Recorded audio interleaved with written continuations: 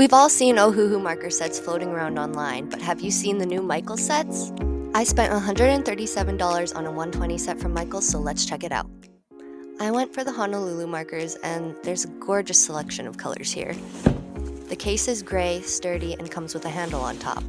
In contrast, the online sets come in black cases with a different set of colors. Their sets come in different sizes, but I got the 120 set, and I got the brush tip and fine tip, which is the B set. The A set has a brush tip and a chisel tip. The case has buckles and Velcro to keep your markers safe and sound. They all come to me completely disorganized, so we're gonna have to organize those. It also comes with a plastic sheet you can put behind your coloring pages so that the ink doesn't bleed. It also came with swatch sheets of the different colors available in different series, and they are also in the little booklet that comes with it as well. The little booklet starts with giving us some information about the brand and about all the types of markers that they have, including the types of tips that they have.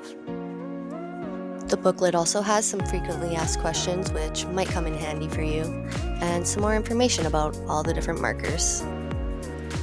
One thing you might not know about the Honolulu markers is that they have a reversible brush tip, so if one end gets frayed, you can just take it out, switch it around, and put it back in. These are all the available colors of Honolulu B series in the online sets. And here's a quick little sneak peek at all of their other products. Lastly, I got these swatch sheets so I could test out my markers. Now, looking at the barrel of the marker, it is round, but there are two bits sticking out so that it doesn't roll around. Works quite well, actually. The shade name and number is easily visible on both sides, and the color is pretty accurate. The brush tip is great quality, similar to Copic markers. I find that they make nice thick lines, nice thin lines. They're quite juicy. They fill in large spaces quite well. And the fine tip is nice for small details and also for writing text. So here's a look at the performance of the fine nib versus the brush tip nib.